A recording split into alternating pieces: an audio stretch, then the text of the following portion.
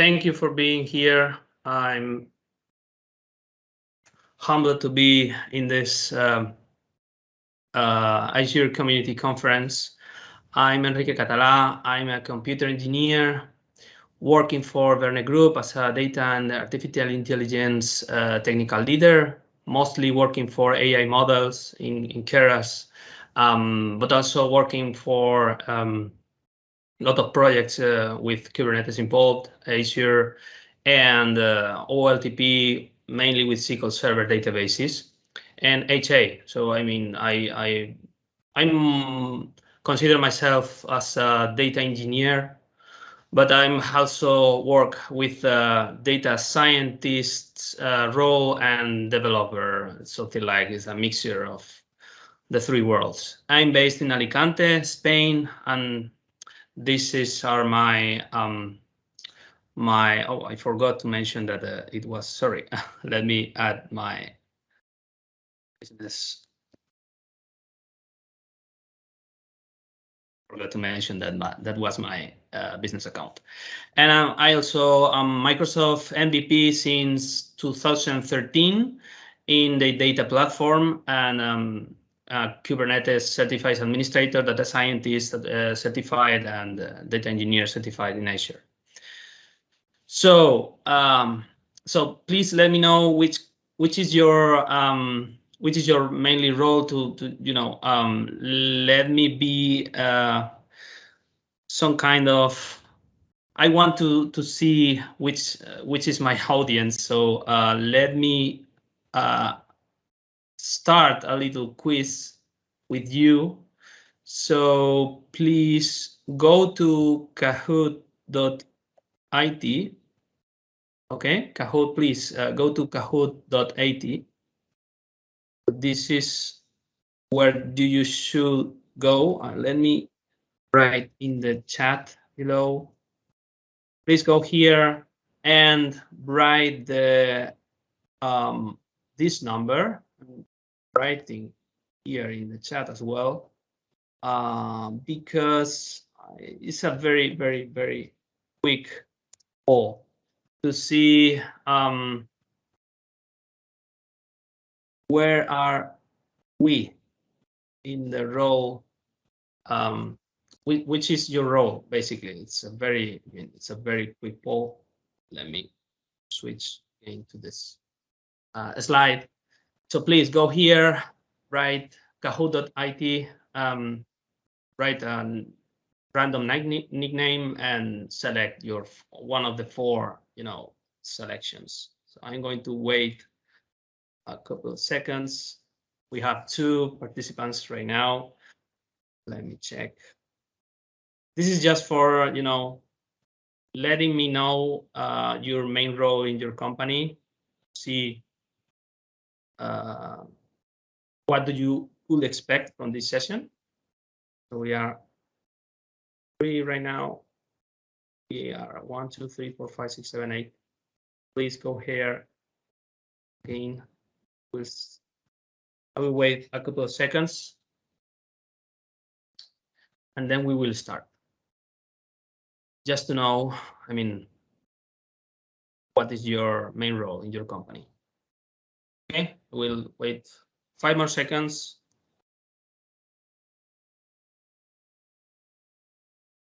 So let's go. Omen. Yeah. So describe yourself a little bit.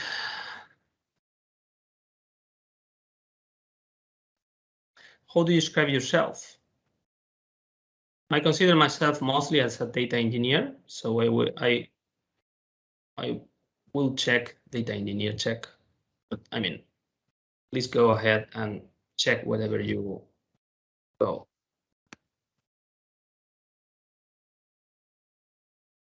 No opportunity to enter a role. Oh, I'm sorry. So you can write here. I mean, you can write here. It's just to let me know about my out. So if anyone doesn't feel better, does feel better writing here. So I mean, we're mostly developers, so that's fine. We are going to show a lot of code here. So okay, so let's start. I mean, data engineers and developers. So let's start. So we are here to see applied deep learning state of the art in the open source. So we are going to use the Roberta model as a base for transfer learning. So if you are not in the AI community and you don't know about transfer learning, this is your session, because we are going to cover some things, and we are starting playing a little bit with Spacey and starting doing transfer learning to train our model based on the Roberta.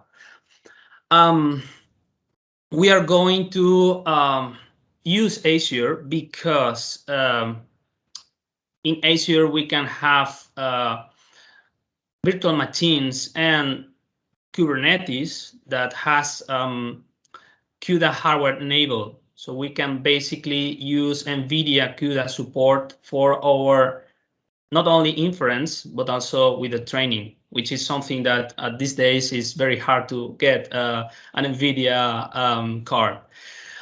We are playing with FastAPI to deploy our models. So we will start playing with Python notebooks. We are going to, play a little bit with the model. We will create our FastAPI image, and we are going to use that image for inference in Azure with AKS, Azure Kubernetes Services.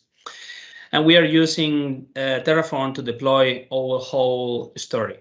Okay, so which kind of problem we want to solve? So this time I'm going to solve this little problem, which is detect if someone is talking about a particular whatever. This time is stock. Distinguish between assets, companies, and, for example, the COVID-19 when referring as a time event. So we are going to use something to help us understand which is the main thing that the people is talking about in a specific domain of stocks. If you, for example, want to know where are the people, but which companies are the people talking about in Reddit, for example, Twitter or whatever, you don't need to read everything. You want to automate the reading of the text and, for example, get the information and store in the data warehouse for exploiting the data and write your own strategy to, finally get some money from the stock market. So this is the problem that we want to solve, getting something like that. So you want to send some text to a container, and that container will respond to you that, for example, in the text, someone talked about the COVID-19, that was an event, that people, referenced Bitcoin, that it's an organization. We will clarify that a little bit. And they are talking about money. This is the money itself, and the cryptocurrencies, which is a product, not an organization. You want to understand what is the main topics that are this phrase talking about. Okay, so this is the problem to solve. So this problem is solved with something that in natural language processing is called named entity recognition, which is basically a token classification problem. You want to know which kind of token is in the phrase. So it seems a very easy task because, as you can see here, hosted WeWork found by Adam Newman. It is in the Manhattan penthouse for 37 million. as you can see, as a human being, you can see here, and of course you can detect that this is a person because you understand the phrase, and your brain can extract the metadata of the phrase and know that this is a person name, this is a location, Manhattan, and this is a monetary value because your brain was trained to understand this phrase. But what can you do in software to do the same thing that your brain is doing? This is the name identity recognition problem that we want to solve. So, I mean, it seems a very easy task, but it is not. So this is why we are going to use deep learning model, which in this case is the Roberta. Roberta is an acronym of a robustly optimized BERT pre-training approach based on BERT, the bidirectional encoded representations from transformers that was released by Google in 2018. Back then was the state of the art for natural language processing, okay? And now it is the baseline for natural language processing models in a lot of tasks. Of course, we now have other models like GPT-3, for example, from OpenAI, and other models, but that are better for other kind of problems like text generation. There's a lot of deep learning models out there. But this time, the problem that we want to solve, one of the state-of-the-art models right now is Roberta. Roberta was based on BERT. It was released by Facebook AI back in 2019. And I don't know. I'm sorry. I don't want to go deeper in the data scientist, because from the poll I saw that we are mostly developers and data engineers. So I don't want to go deeper in this. But just a quick briefing here. Roberta was based on BERT, but they did some fine tuning on that because this kind of problems was the problems that BERT solved, masked language model. They basically masked some words from the phrases and let BERT figure out which word fit best in the phrase. This is one of the problems that BERT solved, masked language model, and the other one was the next sentence prediction, which was, okay, you have one phrase, let me know if the next phrase that I'm going to provide you is the best one. So this is the two kind of tasks that BERT was trained for, but Facebook AI only used the masked language model, which indeed made the Roberta most well. Roberta, by doing that, was of course not trained for this, but at the same time they improved the performance because they basically used one computational engine for doing something against the other thing that was, which is BERT, that was doing two tasks. So better performance, but at the same time they include a way lot more tests for training, which lead in better accuracy. So they basically increase the accuracy and performance over BERT. And that was something that is open source. The Roberta model is open source.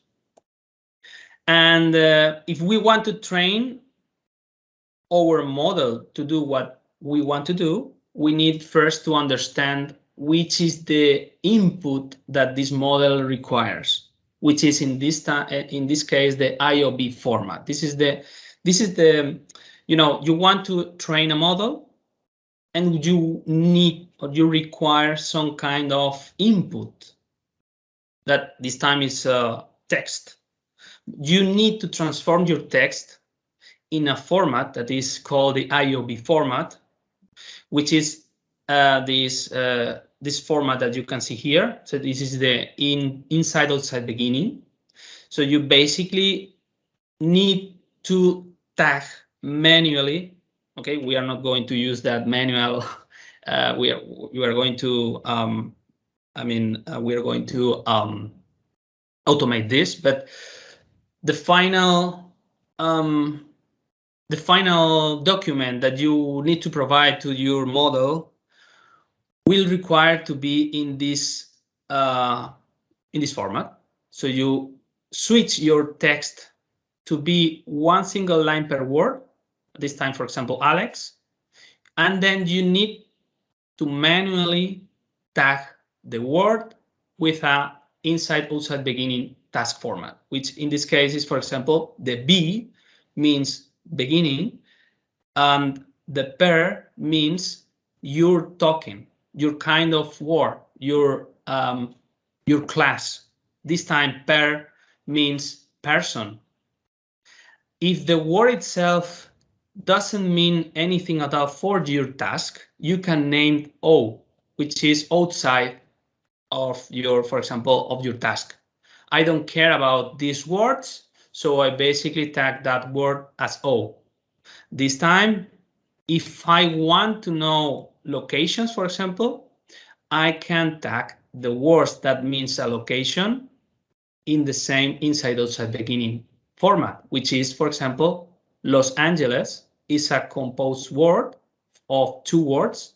So the first one is B and the second one is E from inside location. So these two words means that are part of the same of the same class. This time is Los Angeles, same class, location. This is the way that we can do that. Okay, and this time California is also a location, so I tag manually B as beginning of location. Since I don't have any other word here, the format is closed. It can be closed by having nothing here or by ending with an O. Okay, so this is the format that we need to deal when working with named entity recognition problems. So this is the thing. How can we prepare our data? We need to manually tag our text. Of course, we are not doing that manually. We are going to use an open source. There's a lot of tools out there, mostly paid. But this time I'm going to use Label Studio, which is an open source and free tool. Of course, without the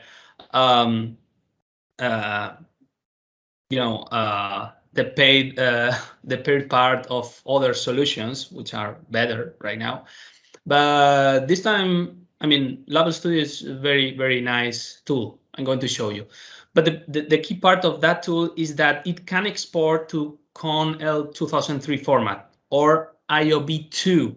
It is not the same IOB I'm talking about, but it is the IOB2, which is way better than the IOB, but finally will allows us to use that text and paste to the as an input of our model. We will figure out in a couple of minutes. Okay, that's the tool. So this is my first demo. Let's go and open the Label Studio. So first of all, let me go to Label Studio. Label Studio, this web, you can go and download the application, whatever. I'm going to use Docker. So if you want to install this, you can go here and check it out and read how to implement the tool.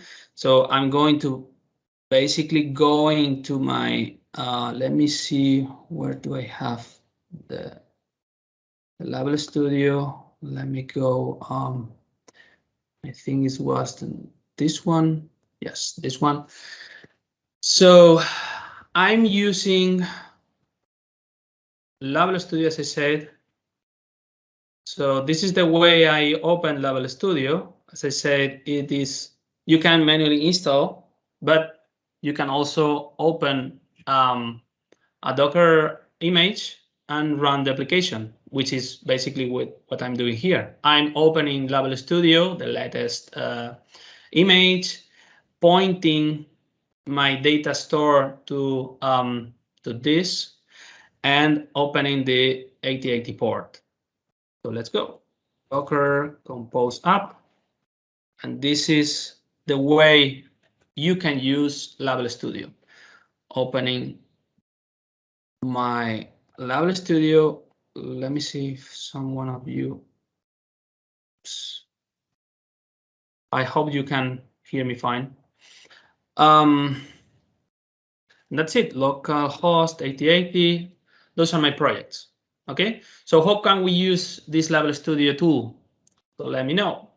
You can create a new project here. Let me delete or demo. You can data import which kind of text. For example, let me use I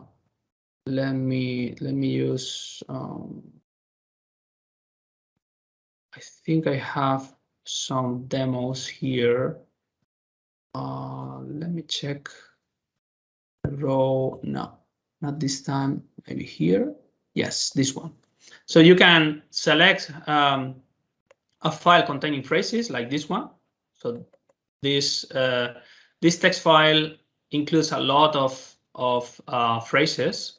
So let me go here and import that file text to our Label Studio. So you can basically drag and drop here, and I'm importing this as a list of tasks because each line represents a task, which is a phrase that I want to label. And now I need to select the labeling setup as a natural language processing. This tool is very, very interesting in other kind of machine learning stuff, but this time I'm using the name entity recognition. Okay, and you can include manually your tag. Okay. Those are your tags. You can, you can add your colors, everything. I don't know. I don't want to go deeper here. And if you can click on save, you're basically letting this tool to manually tag, but in a different or better way than doing this manually. So at the end, if you consider this as a nice word that you want to learn from your model, you can basically go here, select the text, click here, okay, and that's it. This is one of the tasks. If you have, I mean, I'm doing this randomly, but if you consider this something that you want to, to learn, you can basically select tags, and that's it. Submit, and you can basically manually go and start and doing this manual classification. Okay, but the interesting thing here is that you can go to your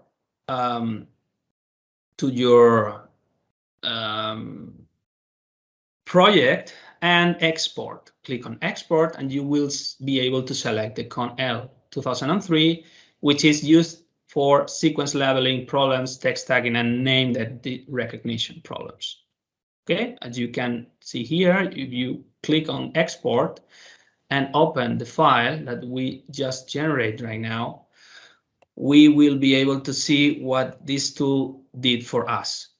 Bitcoin, I checked as a bit pair, so you can see here, and those are, BMISC, IMISC. This is the IOB2 format, which is slightly different because, as you can see here, it includes a new column that we are not going to use for our problem, but that's it. I mean, we only have to parse this file and drop this column, and we will see if this works for our for a task.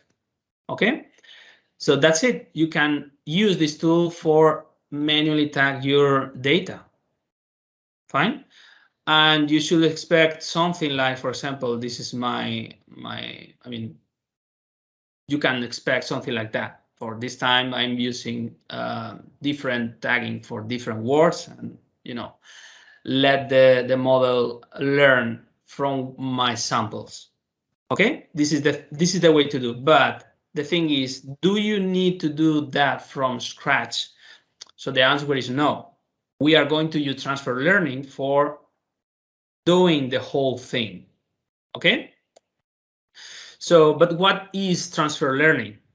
So if you compare traditional machine learning with transfer learning, in the traditional machine learning, you have a task which basically reads the entire data set to create a new model. Each time you want to create a new model, you need to read the entire data. If you think about big models like Roberta, which was trained with the entire Wikipedia and other sources, but if you think about the Wikipedia was one of the data sets that was trained for Roberta. So this is a very complex and challenging task, which was solved by using transfer learning. With transfer learning, you basically train a model, and then I don't want to go deeper here, but you basically, at some point in the future, you basically disable the last neural network level when training, and including your own one with your own data set to improve the last part of the classification, which is basically the way that we work with deep learning right now. So we are going to use a trained model and modify the last part of the weights, okay, to include our output, if you want to say that way. So we want to get a model that knows about which is a verb, what is an adjective, when is the phrase ending, notations, quotes, everything. The model itself knows about everything. You basically are going to take that knowledge and apply that knowledge for your task. This is transfer learning. This is what we are going to do right now. Okay. So as I said, we don't need to do anything from scratch right here. You have lots of libraries out there for doing that, but I'm going to use Spacey because Spacey.io is an industrial strength natural language processing framework. This is the way they call it themselves. And it is including as the key, one of the key elements of the library. They are using Roberta as the model for named entity recognition. So we basically use Spacey.io because they are using right now Roberta for named entity recognition problems. So we don't need to fine-tune anything. We are basically taking that Roberta, and we are going to use that framework to enhance the output of that specific Roberta trained by Spacey for our task, which is, in this case, detecting differences between stocks to know about which is an organization. For example, Microsoft Corporation is an organization. MSFT, it's the ticker or the stock market name. I want to difference between the ticker or the symbol and the organization, and also Standard & Poor's, NASDAQ, or whatever as the index. So I want to know if the people is talking about the index or the stock or the company. So this is the problem that they want to model. And Spacy allows me to do that very easy. Okay, so that's the way. So you basically go here, write this is the way to train the model. I will go deeper here in a couple of minutes, but you basically going to pass a configuration file where you are going to specify your train data, your test data, and your parameters to fine-tune your Roberta model, and the output with the weights for using that model in your for fine-tuning. Okay, so the file itself, I'm going to go deeper in a couple of seconds, in a couple of minutes, but this is basically the way Spacey works. You specify a config file with the parameters. I don't want to go deeper here because, as I saw in the poll, we are mostly data engineers and developers, but this is the way that we configure the train model. Most of the parameters that you are going to see are the default ones. I slightly changed some parameters like the patients and the epochs from 20 to 2000, if I remember correctly. But anyway, you configure the train model and execute the code in a NVIDIA CUDA hardware-enabled, in this case, virtual machine, which is this one. So I'm using Azure. We are going to see how to do that, but we are going to use Azure to train our model with virtual machines with hardware CUDA support. The N series for Azure includes different NVIDIA cards. I'm going to use the lowest price one because it's enough for our model, because we are doing transfer learning. We don't need to provide a big machine because within a 100 number of epochs and a very tiny card NVIDIA machine, we can train our model in between 30 minutes to 1 hour. It is the time that we require to train something like that. Okay, so we are going to use Azure virtual machine. I'm using Ubuntu and dynamic public IP with NVIDIA CUDA drivers and opening to SSH. The configuration that I'm going to use is Anaconda, Python 3.8, and the following libraries that you can see here: TensorFlow, TensorBoard, and I'm enabling Visual Studio Code with remote SSH and Azure CLI and CUDA drivers. How can you do that programmatically? By using, for example, I'm using Terraform. So the way I configure the virtual machine itself, that I'm going to show you in a couple of minutes, is this way. I'm using a resource virtual machine extension post deployment. I don't want to go deeper in how to connect. In how to create a virtual machine by using Terraform, because it's widely open examples out there. So if you Google how to create a virtual machine in Azure with Terraform, you will find lots of examples. But I'm going to focus on how to configure that virtual machine with CUDA and the libraries required. So the first thing to do is to create an Azure virtual machine extension linked to the virtual machine. Write some, variables here, but the very important one is this one: the protected strings with a base 64 encode of the file that will be used to start the virtual machine. This is the init script. So we want to send to Azure a virtual machine with an init script that will be responsible for installing all the software. Okay, so with software, well, you can do whatever you want. In my case, I'm using this. I'm installing Azure client interface, Git LFS for large files. I'm configuring my own Git account here. I'm installing the Visual Studio Code with the remote SSH. Okay.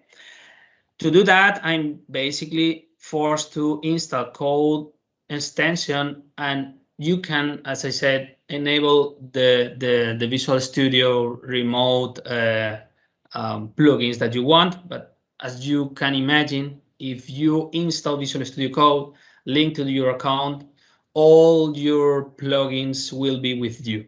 So the only one that you need to install is the remote extension pack, which is this one, which allows you to connect remotely to the virtual machine.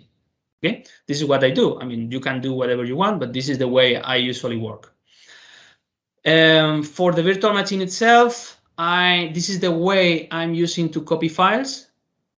The copy files are the requirements for Python and the script for activating NVIDIA CUDA libraries.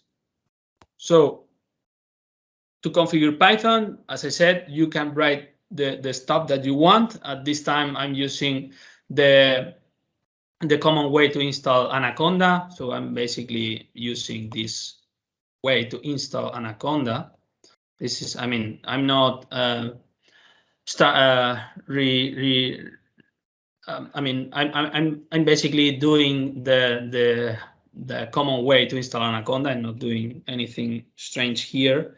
The only way that maybe is different is this one, because I'm I'm executing some code in a root permission level, but that's it. I mean, when you execute this script, you will have basically Anaconda with your software and a new environment called pi38, which is a very basic Python 3.8.8 version of Python enabled with your own libraries that you will select right in here in the requirement script.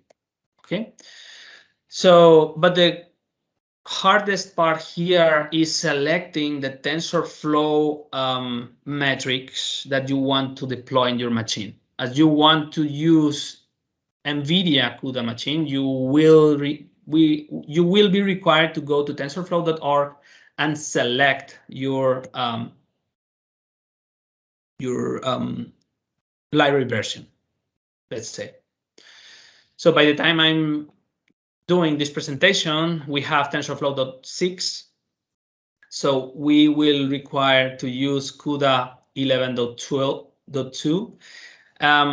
We have 11.3 and other versions of TensorFlow right now, but since I'm using an NVIDIA K80 machine right now, that doesn't, well, it supports this version of CUDA, but I don't have any performance enhancements by applying 11.3 CUDA library. I'm not using at this time.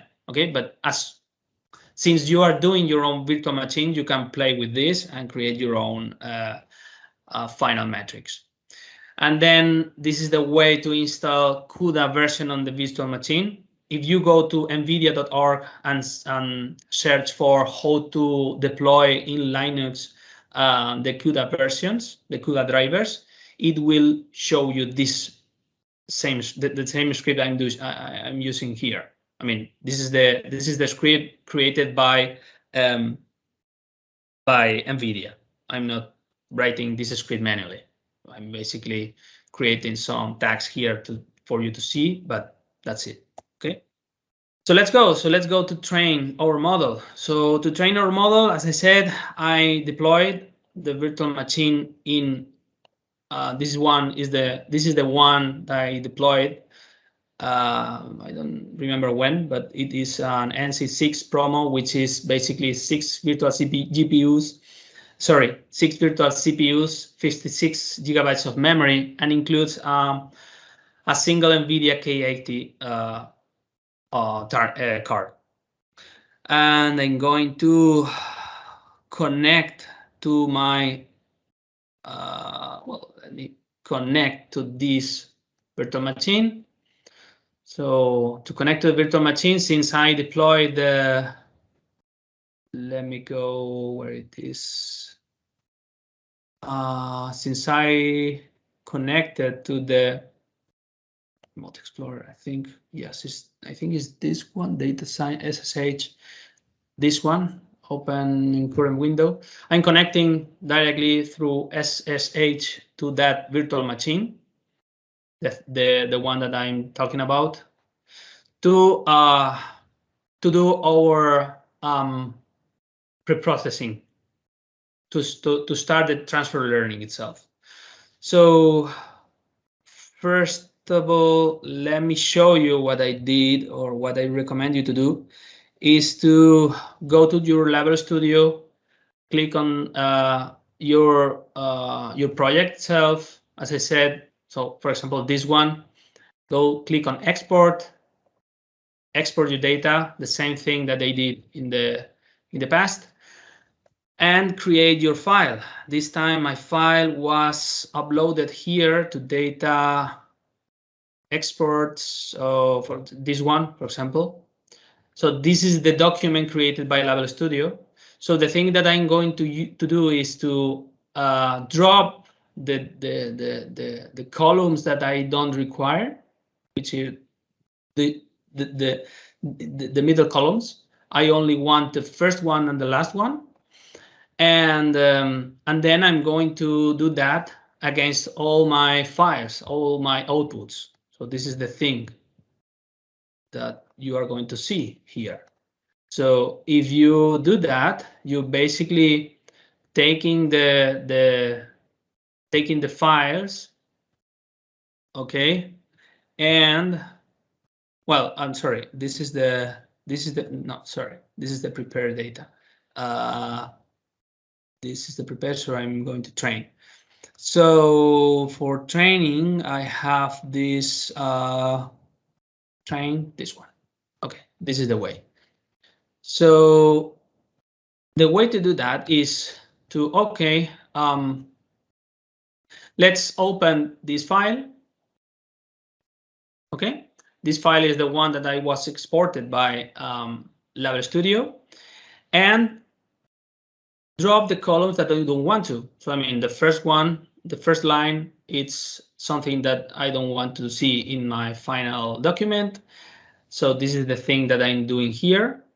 The next thing is to crop the phrases to 256 words, because since I'm using, this is some mostly data scientist related info, but since I'm using a transformer, which is, you know, due to the quadratic complexity of the train, it is very dependent of the size of the input. This time I'm using 256 words per phrase. So this is the way I'm using the BERT tokenizer to process the file and crop or limit the size of the phrases to 256 words.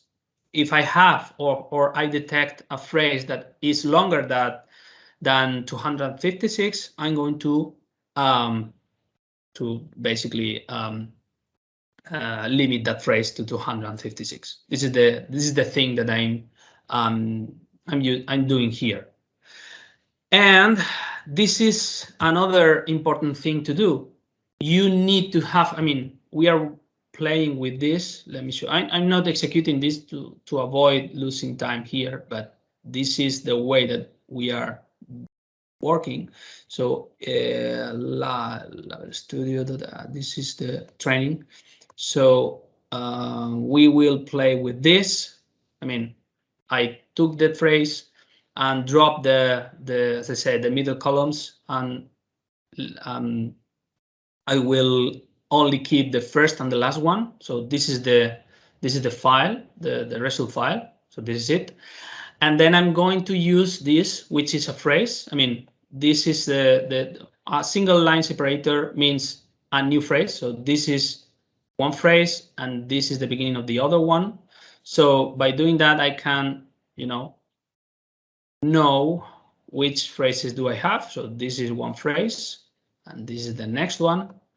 So a very important thing to do in in machine learning is to, and in this kind of problems, is to split train and testing, and also shuffling the data, because I don't want to be dependent on the phrases itself when training my data. So I need to do a train test split. This is, for example, this is something that I open source here in my GitHub account. You will find a guest. Where is this guest? Oh, I think it was in my blog. I did a blog post a couple of days ago with how to do this train test split. I'm going to paste this to the chat. And let me go, because this is, I mean, it is explained here, but at the end of the process, you will have your file split in two files, one with the train, another one with testing. So the parameters that you need to provide to this script that was open source, I mean, this script is open source, is the input file itself with the IOB formatted document, the output of the Label Studio, the percentage of the train. So for example, 80%, which is a common, between 70 to 80% of your data as a train data, and the other one as a test data for your model. This is a low sample rate for doing that, but I'm doing this manually. So I'm improving this by adding more phrases. But this, I mean, you will require mostly 1,000 phrases to do a very good, which is not a big number, but with only 500 phrases, you will be able to train your model. With 100 phrases, it's okay to train your model, but if you want to increase the accuracy, you will require something in between 700 to 1,000 phrases. Okay, so this model itself that you're going to see here, I'm not going to execute the code over and over again, because I don't want to waste time here. But with this, I'm going to show you that at the end of the day, by executing this, you will find that you will create the test.iob with executing the last code. So basically, you are creating a mix or shuffle on your data and two different scripts, which is basically, this is the output of the Label Studio, and this is the output of the script I just saw it. And then you need to convert that IOB format. This is the format that we were talking about all the time. Since I'm using, or I recommend you to use Spacey, because it is a very powerful framework. The Spacey format is it's way different from this one, but they have a converter from IOB format to their Spacey format. So you basically go to Spacey, they have a convert. This is the client interface for their Spacey framework. So you basically execute Spacey convert, select your IOB file. This is the test file that you have, split it with the code that I show with you, and convert from IOB to type Spacey, which is the input format that the framework requires. But just remember that we are converting our IOB format to this Spacey format required for the library itself to work. Okay, when you execute this, as I said, I'm not going to execute this to avoid losing time. But when you execute this, you will create a binary file. I mean, as you can see, this is a binary file required for the Spacey to work. Okay. Why? Because let me go to the final steps because everything here was just for validating the data. And this is the way to train your model. Spacey train this is the way to specify the GPUs that you have. I know I'm connected to the SSH, to the data science, NVIDIA SMI, yeah, you can see, that I have the virtual machine, the NVIDIA, the K80, the Tesla K80. This is, it is a very cheap card, but it's enough to work with this model, because I'm doing, as I said, transfer learning. I'm not training the entire data set. I'm only using the last part of the train and including my weights, or adjusting the weights to work with our data. And using the Spacey.config, where I basically specify where is my train data, where is my test data, and I want to use a named entity recognition transformer, the batch size, and mostly of the parameters here are by default. If you go to Spacey and search for how to train, you will find this document. So you basically are seeing the same thing that you will expect from that. And this time I'm using 300 epochs. As I said, I'm not going to go deeper here because it's mostly a data scientist task. But anything, I'm going to play here the Spacey train. Let me show you the thing that you should expect. As you can see here, sorry, this is the train output that you will find. As you can see, the loss train is, is improving, but at some point I didn't get better than 80% of accuracy in my model. So, but this is because I'm using only 500 phrases. I have other models created with 1000, and you could expect something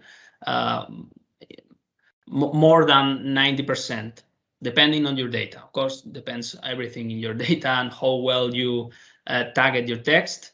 But this is okay right now because I'm only have 500 phrases, but it's okay. It is going to work very well for my my problem.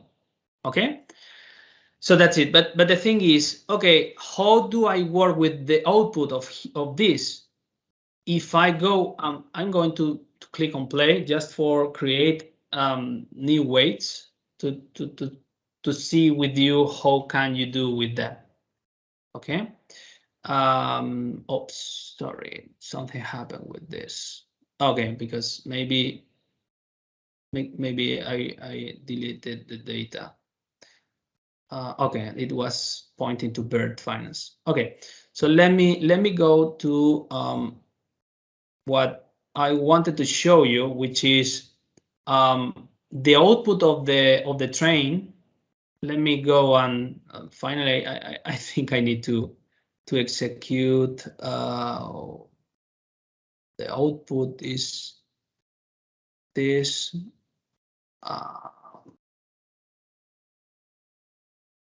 Roberta Finance Nair. Oh, I think I was connected to the. No, well, let me execute everything, because if not, we're going to fail. So, but as I said, we are working with not only our code, but with the output of the train, which is a very weightful file, mostly something in between 400 megabytes to 500 megabytes, and we want to play with that data inside our Git. So to do that, we need. So let me go and open a new branch for my code, because I want to show you the entire, as I said, the entire story. I'm going to show you, I'm going to create a new branch from vnext. And no, sorry. I'm going to create a new branch, provide a new branch name, vnext, delete me, and I want this from vnext. I created a new branch just to show you that this time I'm going to use my code to create a new train model, and I want to use that train model inside my GitHub model. I want to, to create new code that creates a big file, which is basically the deep learning model. I'm going to show you here. The deep learning model is, let me see, it is here. This is the train model. This is the thing that we are going to use. This is the model itself. This file is, sorry, this, I think it's this one. This file is mostly 500 megabytes. This is the final model trained. And as you can see, I manually disable tracking for Git for this output in my tree manually, because since this file is very big, the model itself is very big, I don't want to include this as an output. So I'm using something called data version control, dvc.org, that if you are not aware about, please go and check it out, because it's very, very useful project, open source, to make track of your data. In this case, the data itself is the model, which is a 500 megabytes file containing your neural model. Okay, so as soon as you install the dvc.org file, you will be able to track your model within this tool. So how can you do that? You're basically disabling, sorry, in the git ignore, you're basically disabling the output folder that you configure to train your model, which is, let me show you again this. Sorry, it's not training.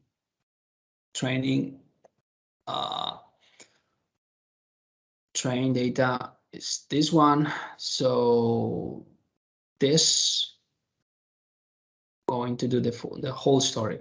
Okay, I'm going to parse the files. Well, I think this, I want to split. Okay, I have this file. I don't want to waste, because it was 2 or 3 minutes doing that. Trying to split, I have, this is also taking so much time. So IOB labels, that's it. I think it's okay. Temporary files, okay. Extract labels, okay. Transfer learning, I think it's okay. And let me see. Debug data, Spacey config. Let me check if this works. If not, Spacey config. Sorry, yeah, I mean, oh man. Enrique Git verify. Let me see, where am I? Enrique Git Roberta Finance Ner. Enrique Git Roberta Finance Ner. Data ACB training. Data ACB training. Train.spacey. Train.spacey. What happened? No such file or directory. Why not? Why not? Bird. Why is? Okay. I think it is something related with the Spacey config. Yes, this one. It is Roberta Financier. Okay, it's this. The problem was here. I was referencing incorrectly the files. So let me do, well, I don't want to wait here, and I want to train the model using the same folder output, and that's it. I mean, I'm using the Spacy config, which I had a typo here, and now the Spacy library, the Spacy framework is loading the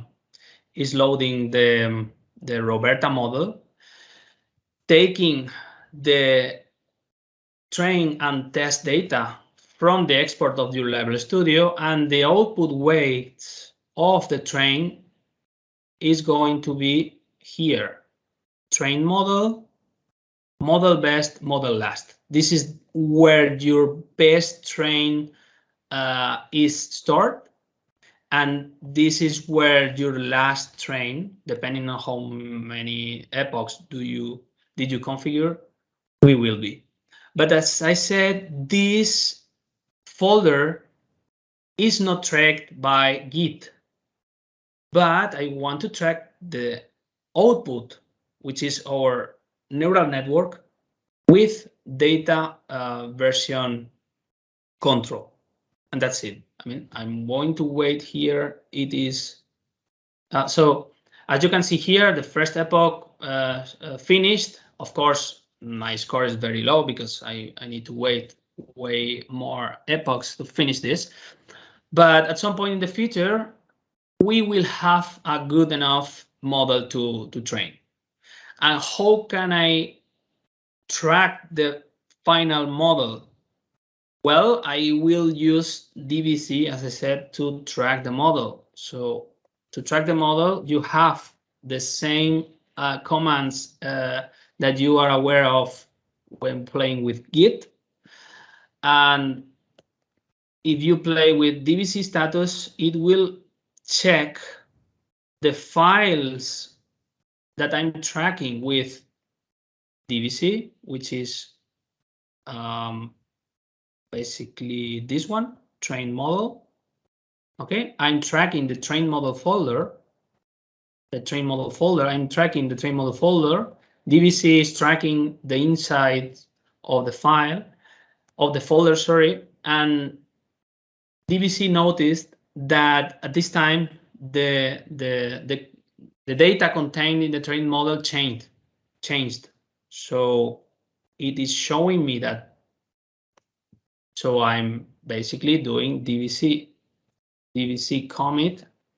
I'm of course supposing, okay, I'm supposing that this is not, but this is the final result. I'm going to stop the execution because of course I don't want to wait until the end because this is a 30 minutes task. But this time I have some learnings from my data, and these learnings from my data are not good enough. If I open the Spacey model with the training data, which is this one, and open, this is the way to open or load the final trained model, which is contained here. I'm using model best, train model best, and try to use, as you can see here, this is not working fine. It detected Bitcoin as a cardinal, not an organization, but this is okay because I mean I didn't let the train process to finish until the end, but they want to show you this. I'm working on a branch called vnext delete me. I have a new version of my model, which is a very bad model by the time I'm working. So what if I want to show or change to another branch? How can I track the model itself? So now I'm going to back to vnext.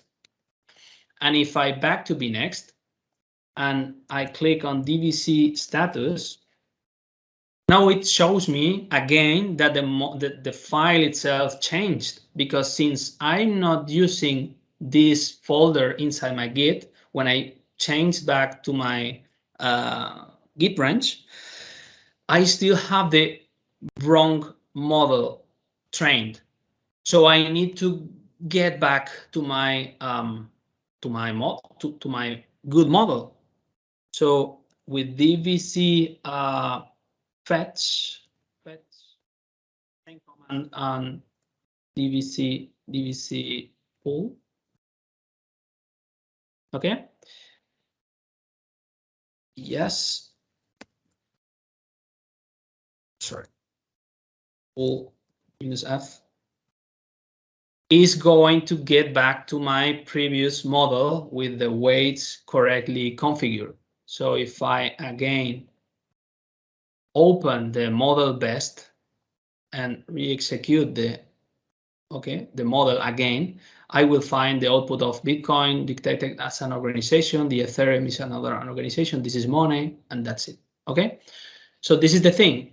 You can, or I recommend you to use DVC to track your models, your big files outside Git, but with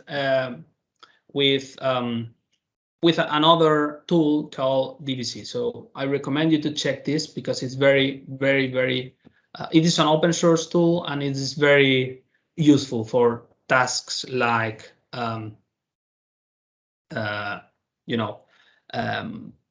getting data. Okay, and that's it. I mean, now that you have your model, what should you do? I mean, I have the model itself. It is in a notebook. But what if I want to go with this to production? You don't need to do that. Sorry, you are not,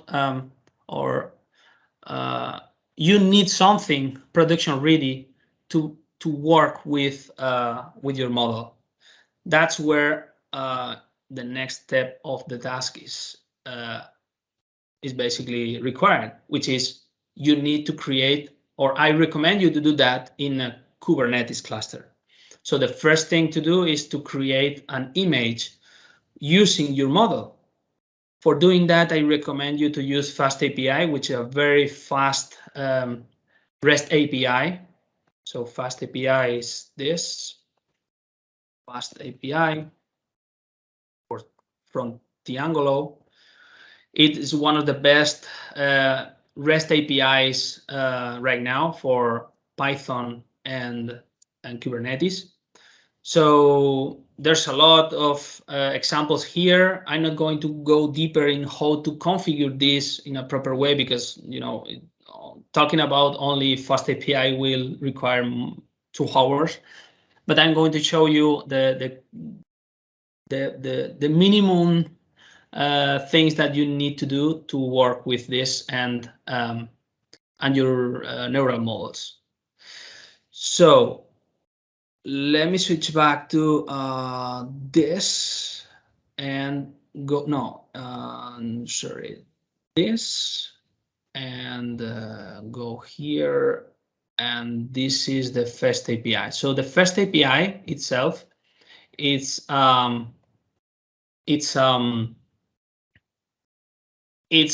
framework to create REST APIs. So the way to work with this is to create a Docker file. This time I'm using Ubuntu because I want to have, as I said, the maximum control of my code. I'm using Ubuntu this time. I'm installing over Ubuntu the Python. I'm creating an environment, doing some performance trick for Python and installing the requirements. And this is the thing. When installing the requirements, to work with FastAPI and your Spacey neural networks, you require some libraries like these ones. So this one is not required. This is because I use this kind of image for other things. But the thing is that at this time, if you want to track your model with or without GPUs, you will require to create different versions of the requirement files. This is mostly developer for Python, as you know. I mean, you're mostly developers here.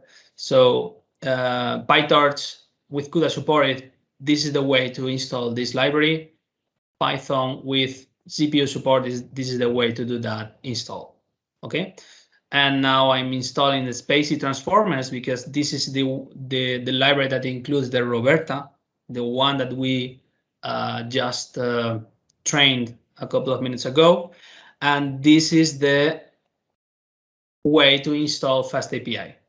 As soon as you have this, if you continue with your Docker file, you are basically installing the requirements, downloading the model, and this time this is my model, but it's up to you.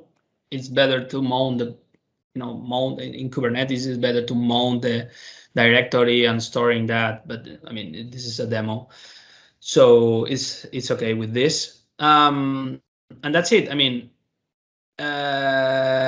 To start the FastAPI, you need to use the gunicorn-conf.py file, which is, this is when you search for FastAPI in this web, they will show you here. I don't know where, but they will show you how to start your container. This is code copy and paste from that web to play with the code, which is basically starting something that at the very end you will load. So in your code, as I said, this is a template that they created from scratch, but it's basically at some point loading my model. So to create to load my model, if you remember from my notebook file, I required to do a spacey.load and the folder where the model was. But the first thing to do just before loading the model is to ask if the hardware where we are going to work is CUDA enabled. Okay, so then as soon as you have here your model load, and you will be able to play with the model, as when you play with the notebook, you create your own methods and so on and so forth. Just remind that since I'm using Visual Studio Code, I can create a launch.json file to debug my code, my container code, which is at this time is my FastAPI. So if I click on F5, Visual Studio Code will deploy the container inside my local Docker file. It will then open my container, and I will be able to debug my code, which is very, very, very useful. Like, for example, okay, as you can see, I'm deploying my code inside Docker, inside my machine, and I'm able to debug my code. So as soon as I have my container working, my model working, and everything works as expected, I can go and create an image of my code and deploy to, Azure Container Registry, Docker Hub, or whatever container registry that you want, and be able to deploy the model itself as a container inside an Azure cluster. So this is the last part of the thing. So to be able to deploy the Kubernetes, and so let me go to do that. To be able to deploy to Kubernetes, I recommend you to create. So let me go here and show you the demo Kubernetes. I think it's this one. So this is the Kubernetes I'm going to use, and I have only one node pool here, and I'm going to deploy. This is a 2-minute deployment. Okay, so this is the Kubernetes. You can of course deploy Kubernetes manually with the within Amazon or whatever Kubernetes provider you have. My recommendation here is, since you are using CUDA hardware and you are using or you want to use very high-end software, which requires a lot of CPU and GPU resources, you use spot instances because it is cheaper. And since you are using Kubernetes, you don't require to have the virtual machine provisioned all the time. Because you are using node pools, you can configure. So let me deploy while I'm talking with you. Let me deploy everything. Okay, let me deploy. So cd deployment. While I'm talking this, I will deploy terraform, AKS, terraform, apply. So what I'm doing here is to deploy the new node pools contain this time CPU because I don't want to waste too much money. I will show you the GPU version of this. But Terraform allows me to detect the infrastructure because it's saving the state of the deployment. So I'm deploying this time a node pool on SQL on AKS on Linux with this virtual machines size, spot instances, and I'm enabling that the number of nodes on each node pool can be increased or decreased based on the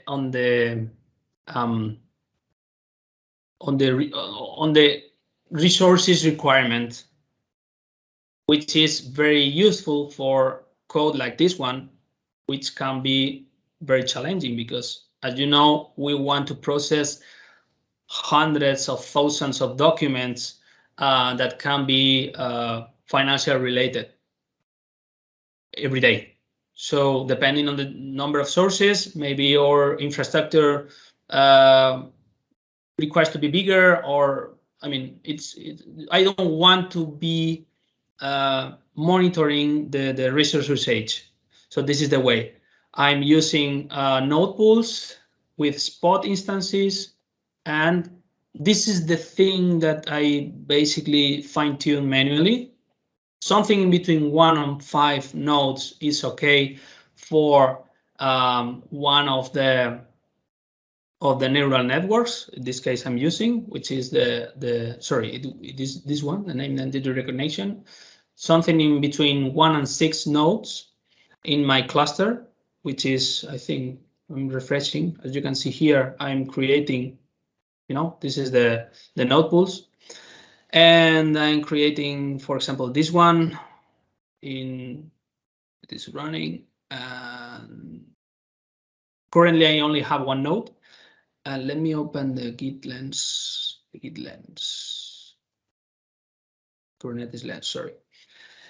And the other important thing to do when deploying neural networks is to configure the horizontal pod autoscaling, which is something. Let me show what is the YAML file. This is the way to deploy our name entity recognition GPU. Oh, I did this one. So this is Kubernetes related YAML files, but this is the way to deploy the one thing that I can share with you is that doing the test in production, I found that the best way to scale my cluster, the Kubernetes cluster, was to deploy each neural network in different node pools. So my entire solution has more than one. Well, it has in fact 3 different neural networks, each one of them doing different tasks. So I basically end by creating, as I said, 1 node pool per neural network, and deploy only to the node pool only one single kind of neural networks. But inside each node pool, I recommend you to include an horizontal pod autoscale. Basically, you require to deploy, as I said, the neural network, which is this one. I deployed the code that I showed you.